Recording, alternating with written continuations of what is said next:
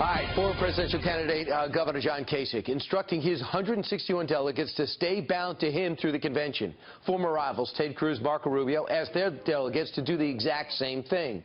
What's the strategy behind this, and can it hurt Donald Trump, the presumed nominee? The director of the Center for Politics at the University of Virginia, Dr. Larry Sabato, here to unwind it. Dr. Sabato, always great to see you. Could you tell me the strategy behind this?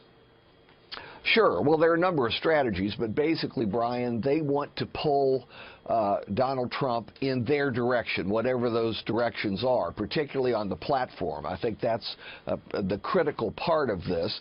And, you know, they'll have 900 or so delegates among them at the convention. That's a sizable number of delegates, so they can have influence potentially even on the vice presidential selection. But if you cross the threshold, who cares what happens to the other delegates?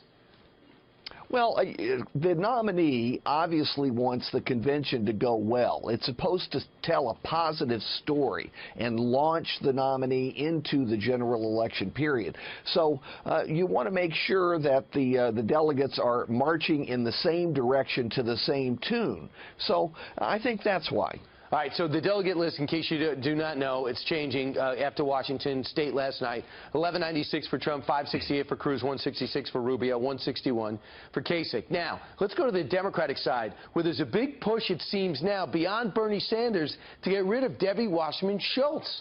Is this chaos? Well, I think her days are numbered as DNC chair, one way or the other.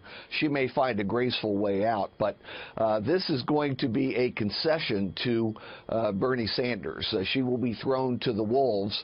As Bernie Sanders said, Brian, democracy's messy, and occasionally it's bloody. So Debbie Wasserman Schultz is the current target, right. But believe me, with 40% of the delegates, Bernie Sanders is going to have a lot of other demands as well. Wow, and that could push the party so far to the left, it's going to be hard to win over independents and moderates in theory. Let's talk about this, though. Come June 7th, we could have Hillary Clinton as getting across the number with 400-plus delegates at stake and become the nominee leading into the convention. However, she could lose California. How unprecedented is it to be this wounded, perhaps, going into the convention?